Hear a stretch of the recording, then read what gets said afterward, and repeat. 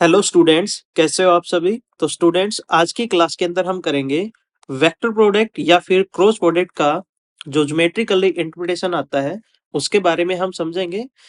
वैसे तो vector product और क्रॉस प्रोडक्ट की एप्लीकेशन और भी है, लेकिन आज की क्लास के अंदर हम ओनली पैरेललोग्राम का एरिया किस तरीके से हम फाइंड आउट करते हैं by using the vector product या फिर क्रॉस प्रोडक्ट, और ट्रायंगल का भी एरिया हम फाइंड आउट करेंगे by using the vector product या फिर क्रॉस प्रोडक्ट।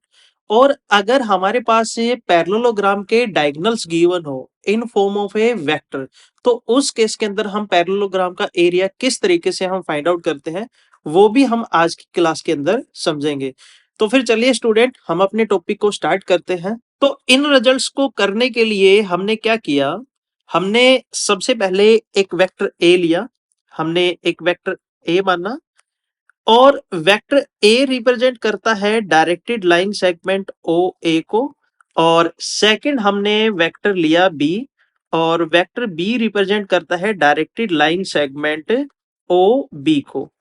जो वेक्टर हमने ए लिया है और वेक्टर हमने बी जो लिया है, दोनों के दोनों जो वेक्टर्स हैं वो नॉन जीरो वेक्टर्स हैं। वेक्टर ए भी नॉन जीरो वेक्टर है एंड वेक्टर बी भी हमारे पास क्या है, नॉन जीरो वेक्टर है या फिर ये नल वेक्टर है। And vector A and vector B both are non parallel vector. जो ये दोनों के दोनों जो वेक्टर है ये हमारे पास नॉन पैरेलल वेक्टर है। दोनों के दोनों वेक्टर हमने नॉन पैरेलल लिए है। And theta is the angle between them, और थीटा जो है वो वेक्टर ए और वेक्टर बी इन दोनों वेक्टर्स के बीच में एंगल बनता है। अब हमने क्या किया कि जो वेक्टर हमारे पास ए है और जो वेक्टर हमारे पास बी है, इन दोनों वेक्टर्स के पैरेलल हमने एक और वेक्टर हमने डिफाइन किया, या फिर हम यहां पर ये भी बोल सकते हैं जो directed line segment O A है और या फिर directed line segment O B है, इनके पैरेलल हमने एक और लाइन ड्रॉ की। या फिर हम यहां पर ये भी बोल सकते हैं कि हमने अपने पैरेललोग्राम को क्या किया, कंप्लीट किया। तो ऐसा करने के लिए हमने एक पैरेलल लाइन ली, हमने directed line segment O A के, और सेकंड जो है वो पैरेलल लाइन हमने ली directed line segment O B के। और ये जो पॉइंट हमें मिला, इस पॉइंट को हमने रिप्रेजेंट किया सी पॉइंट से। अब वेक्टर ओ ए और जो बीसी हमारे पास डायरेक्टेड लाइन सेगमेंट बना, ये दोनों के दोनों पैरेलल है, तो बीसी भी रिप्रेजेंट करेगा वेक्टर ए को और वेक्टर ओ बी, और यहां पर वेक्टर ए सी जो हमारे पास बना है, ये दोनों के दोनों वेक्टर्स भी हमारे पास इक्वल है, तो ये भी रिप्रेजेंट करेगा वेक्टर बी को। अब हमने क्या किया कि जो हमारे पास पॉइंट बी है, इस पॉइंट बी से हमने एक परपेंडिकुलर लाइन ड्रॉ की जो ओ ए लाइन को एल पॉइंट पे क्या करती है, इंटरसेक्ट करती है। और हमने क्या किया, वेक्टर ए और वेक्टर बी इन दोनों वेक्टर्स के परपेंडिकुलर हमने एक यूनिट वेक्टर लिया। तो हमने यहां पे एक यूनिट वेक्टर लिया एन, वो unit vector N cap is the perpendicular to the vector A and vector B. ये वेक्टर ए और वेक्टर बी इन दोनों के ऊपर क्या है, परपेंडिकुलर है। अब हमने यहाँ पे ट्रायंगल ली ओ बी एल, तो हमने लिया now in triangle, now in triangle O B L. तो ओ बी एल ट्रायंगल अगर हम लेते हैं तो ये हमारे पास राइट एंगल ट्रायंगल बनती है, क्योंकि बी एल जो है वो B L is perpendicular to O A, तो हमारे पास राइट एंगल ट्रायंगल बनी। तो यहाँ पे हम ट्रिग्नोमेट्री का कॉन्सेप्ट हम लगाएंगे जो हमने 10th क्लास या 11th क्लास के अंदर हम पढ़ते थे। तो हमने क्या किया कि ओ बी हमारे पास यहाँ पर हाइपोटेन्यूज बनता है, और ओ एल हमारे पास बेस बना, और बी एल हमारे पास क्या बनेगा, परपेंडिकुलर बनेगा। तो हमने यहाँ पे साइन थीटा का कॉन्सेप्ट यूज किया। Sine theta is equal to perpendicular divided by hypotenuse. तो ये रिजल्ट किसके इक्वल आएगा, हमारे पास बचेगा sine theta is equal to, perpendicular है बी एल और हाइपोटेन्यूज हमारे पास क्या हो गया, ओ बी।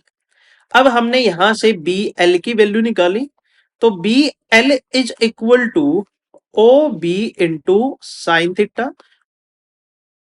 अब हमने इसको आगे एक्सपेंड किया तो रिजल्ट हमारे पास आएगा B L is equal to O B represent करता है मैग्नीट्यूड ऑफ वेक्टर बी को, मतलब वेक्टर बी की लेंथ कितनी है उसको रिप्रेजेंट करता है। तो ओ बी की जगह हम लिख सकते हैं magnitude of vector B into sine theta. इसको हमने माना इक्वेशन नंबर 1। अब हमने जब वेक्टर प्रोडक्ट या क्रॉस प्रोडक्ट की जब डेफिनेशन हमने पढ़ी थी तो उसके अंदर vector A cross vector B is equal to magnitude of vector A into magnitude of vector B into sine theta और into N cap. N cap is the unit vector which are perpendicular to the vector A and vector B and theta is the angle between them. तो जब हमने इसको आगे solve किया तो vector A cross vector B तो यहाँ पे एज इट इज रहा और magnitude of vector A represent करता है वेक्टर ए की लेंथ को और वो किसके इक्वल है, ओ ए के इक्वल है। तो यहाँ पे मैग्नीट्यूड ऑफ वेक्टर ए को हम लिख सकते हैं ओ ए और magnitude of vector B into sine theta. जब इक्वेशन नंबर 1 को हम देखेंगे तो वो किसके इक्वल आती है, ये वैल्यू बी एल के इक्वल आई है हमारे पास। तो इसकी वैल्यू हमने पुट की इंटू कितना हो गया बी एल और इंटू कितना है एन कैप। अब हमने यहाँ पे मॉडुलस का कॉन्सेप्ट लिया taking mod on both side. तो magnitude of vector A cross B is equal to O A और इंटू बी एल और जो हमारे पास यूनिट वेक्टर एन कैप है इसका मैग्नीट्यूड लेंगे और इसका मैग्नीट्यूड हमारे पास क्या होगा इज इक्वल टू 1 होगा। यहाँ पे ओ ए और बी एल का मैग्नीट्यूड हमने मैग्नीट्यूड की फॉर्म में हम यहाँ पे रिप्रेजेंट भी कर सकते हैं। एक्चुअल में क्या है कि ओ ए और बी एल दोनों लेंथ को रिप्रेजेंट करता है और लेंथ कभी भी हमारे पास नेगेटिव नहीं होती है। तो यहाँ पे अगर मोड हम रिप्रेजेंट करके लिखेंगे तो भी ठीक है, अगर हम अदरवाइज इसको एज इट इज फॉर्म में लिख देंगे तो भी हमारे पास ठीक है। तो अब हमने क्या किया magnitude of vector A cross B ये हमारे पास रिजल्ट एज इट इज रहा और इज इक्वल टू रिजल्ट हमारे पास बचा ओ ए और इंटू बी एल और जो हमारे पास यूनिट वेक्टर एन कैप है ये किसके इक्वल हो जाएगा 1 के इक्वल। तो ओ ए को अगर हम देखें तो ओ ए रिप्रेजेंट करता है बेस को, ये हमारे पास बेस बना और बी एल रिप्रेजेंट करता है हाइट को। तो हमने यहाँ पे पैरेललोग्राम का ये फॉर्मूला पढ़ा हुआ है जब इसका एरिया हम निकालते हैं कि base into height is equal to area of the parallelogram. तो हमारे पास फाइनली जो रिजल्ट बचता है वो क्या बना कि area of parallelogram is equal to magnitude of vector A cross vector B कि जो हमारे पास पैरेललोग्राम की एडजेसेंट साइड जो गिवन है in form of a vector तो उनका सबसे पहले हम क्रॉस प्रोडक्ट निकालेंगे और क्रॉस प्रोडक्ट निकालने के बाद फिर हम उसका क्या निकालेंगे मैग्नीट्यूड निकालेंगे। तो उस केस के अंदर फाइनली जो हमारे पास रिजल्ट मिलेगा जो आंसर मिलेगा उस आंसर के अंदर जो गिवन पैरेललोग्राम है उस गिवन पैरेललोग्राम का एरिया हमारे पास रिप्रेजेंट होगा।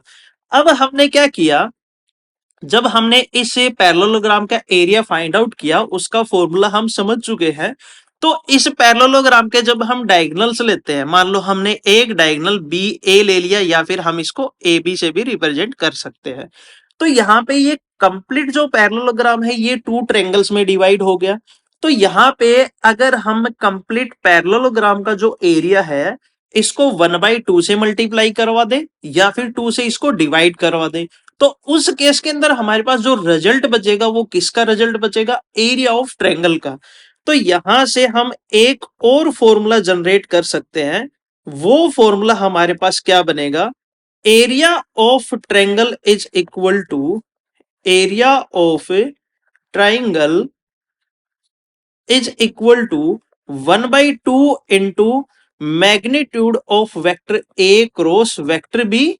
यहां पे vector A and vector B are the 2 adjacent side of the triangle, ये ट्रायंगल की एडजेसेंट साइड को क्या करेंगी रिप्रेजेंट करेंगी। तो यहां से हमारे पास एक और फॉर्मूला मिलता है। तो आई होप स्टूडेंट आपको ये दोनों के दोनों जो कॉन्सेप्ट है ये अच्छे से समझ में आए होंगे। अब हम अपने नेक्स्ट रिजल्ट की तरफ बढ़ते हैं, जिसके अंदर हम पैरेललोग्राम का एरिया फाइंड आउट करेंगे, लेकिन उसमें हमारे पास डायगोनल्स गिवन होंगे, एडजेसेंट साइड्स हमारे पास गिवन नहीं होंगे। तो उसको भी समझते हैं। अब अगर हमारे पास डायगोनल्स गिवन है, तो जिस क्वेश्चन के अंदर हमारे पास डायगोनल्स दे रखे हो पैरेललोग्राम के और हमसे पूछा जाए कि हमने यहां पर पैरेललोग्राम का एरिया फाइंड आउट करना है, तो फॉर्मूला क्या बनेगा उसको हम समझते हैं। सबसे पहले हमने क्या किया, हमने पैरेललोग्राम अपना ड्रॉ किया। तो हमने A B C D parallelogram बना लिया। ये हमारे पास पैरेललोग्राम बना और ये पॉइंट हमने ले लिया ए, ये पॉइंट हमारे पास हो गया बी, ये पॉइंट हमने ले लिया सी और ये पॉइंट हमारे पास क्या हो गया डी। जो लाइन ए बी है इसको हमने डायरेक्टेड लाइन सेगमेंट की फॉर्म में लिया और इसको हमने रिप्रेजेंट किया वेक्टर ए से। और जो लाइन बी सी है इसको हमने डायरेक्टेड लाइन सेगमेंट की फॉर्म में लिया और इसको हमने रिप्रेजेंट किया वेक्टर बी से। अब ए बी और डी सी दोनों पैरेलल और इक्वल है, तो यहां पर इक्वल वेक्टर की डेफिनेशन लगेगी। तो जो डायरेक्शन ए बी की है वही डायरेक्शन हमारे पास से डी सी लाइन की बनेगी। तो इसकी डायरेक्शन होगी डी पॉइंट से सी पॉइंट की तरफ। इसको भी हमने वेक्टर ए से रिप्रेजेंट किया। और सिमिलरली जो हमारे पास ए डी लाइन की डायरेक्शन बनेगी, जो डायरेक्शन बी सी की है वही डायरेक्शन हमारे पास ए डी लाइन की हो जाएगी और इसको हमने रिप्रेजेंट किया वेक्टर बी से। अब हमने क्या किया, हमने इस पैरेललोग्राम के डायगोनल्स हमने लिए। एक डायगोनल हमने ए सी लिया और इसकी डायरेक्शन हमें मिलेगी ए पॉइंट से सी पॉइंट की तरफ। तो अगर हम यहां पे नोट करें तो ए बी सी हमारे पास ट्रायंगल बनती है।